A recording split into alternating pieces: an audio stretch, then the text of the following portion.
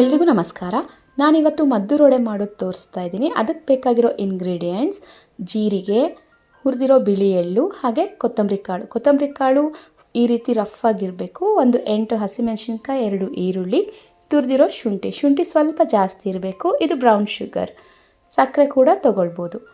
ಇದನ್ನು ಮಾಡೋಕ್ಕೆ ಫಸ್ಟು ಅಳತೆ 1 ಕಪ್ಪಷ್ಟು ಅಕ್ಕಿ ಹಿಟ್ಟು, 1 ಕಪ್ಪಷ್ಟು ಮೈದಾ ಹಿಟ್ಟು, ಹಾಗೆ ಅರ್ಧ ಕಪ್ಪಷ್ಟು ಚಿರೋಟಿ ರವೆ. ಇದು ಅಳತೆ. ತುಂಬ ಚೆನ್ನಾಗಿ ಬರುತ್ತೆ. ಒರಿಜಿನಲ್ ಮದ್ದೂರು ವಡೆ ರೆಸಿಪಿ ಇದು. ಹಾಗೆ ಶೇಂಗಾನ ಸ್ವಲ್ಪ ಪುಡಿ ಮಾಡಿ ತೊಗೊಂಡಿರೋದು, ಉಪ್ಪು, ಅಜ್ವಾಯಿನ. ಈಗ ಹಿಟ್ಟಿಗೆ ಸ್ವಲ್ಪ ಬಿಳಿ ಎಳ್ಳು, ಸ್ವಲ್ಪ ಜೀರಿಗೆ, ಒಂದು 2 ಸ್ಪೂನ್ ಬಿಳಿ ಎಳ್ಳು, 2 ಸ್ಪೂನಷ್ಟು ಜೀರಿಗೆ, 1 ಫುಲ್ ಟೇಬಲ್ ಸ್ಪೂನಷ್ಟು ಹಸಿ ಶುಂಠಿ, 1 ಸ್ಪೂನ್ ಕೊತ್ತಂಬರಿ ಕಾಳು ಪುಡಿ ರಫ್ಲಿ ಇರಬೇಕು.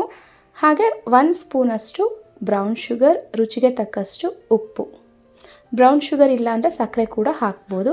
ಹಾಗೆ ಒಂದು 3/4 ಸ್ಪೂನ್ ಅಜ್ವಾಯಿನ, 1 ಹಿಡಿಯಷ್ಟು ರಫ್ಲಿ ಪೌಡರ್ಡ್ ಶೇಂಗಾ ಬೀಜದ ಪುಡಿ, ಮತ್ತು ಹಸಿಮೆಣಸಿನ್ಕಾಯಿ. ಈರುಳ್ಳಿನ ಈ ರೀತಿ ಮಾಡಿ ಹಾಕಬೇಕು.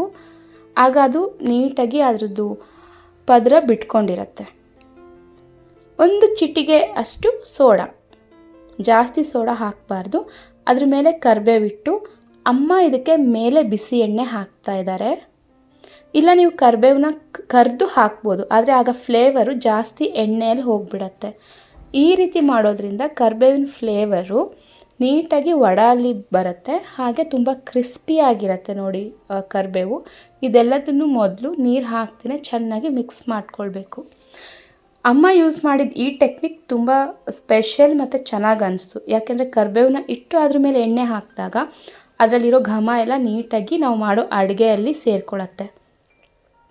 ಫಸ್ಟು ನೀರು ಹಾಕ್ತೇ ಮಿಕ್ಸ್ ಮಾಡಿ, ಆಮೇಲೆ ನೋಡಿಕೊಂಡು ಎಷ್ಟು ಬೇಕು ಅಷ್ಟು ನೀರು ಹಾಕಿ ಈ ಹದದಲ್ಲಿ ಹಿಟ್ಟನ್ನ ಮಿಕ್ಸ್ ಮಾಡ್ಕೋಬೇಕು. ಹಿಟ್ಟು ಕಲಸಿದ ಮೇಲೆ ಇದನ್ನ ಅರ್ಧ ಗಂಟೆ ಬಿಡಬೇಕು, 10 ನಿಮಿಷ ಬಿಡಬೇಕು, ಆ ಥರ ಏನೂ ಇಲ್ಲ. ಹಿಟ್ಟು ಕಲಸಿ ಆದಮೇಲೆ ಈ ರೀತಿ ಶೇಪ್ನ ಕೊಟ್ಟು ಎಣ್ಣೆಯಲ್ಲಿ ಕರಿಬೇಕು. ಎಣ್ಣೆ ಶೀಟ್ ಇದ್ದರೆ ಅದರಲ್ಲಿ ಕೂಡ ಈ ರೀತಿ ಮಾಡ್ಬೋದು. ಇಲ್ಲ 2 ಪ್ಲೇಟ್ನ ತೊಗೊಂಡು 2 ಪ್ಲೇಟಿಗೆ ಸ್ವಲ್ಪ ಎಣ್ಣೆ ಹಚ್ಚಿ ಉಳ್ಳೆನ ಅದ್ರ ಮೇಲೆ ಇಟ್ಟು ಪ್ರೆಸ್ ಮಾಡಿದ್ರೂ ಕೂಡ ನಮಗೆ ಒಂದು ಎಲ್ಲದು ಈಕ್ವಲ್ ಶೇಪಲ್ಲಿ ವಡೆ ಬರುತ್ತೆ.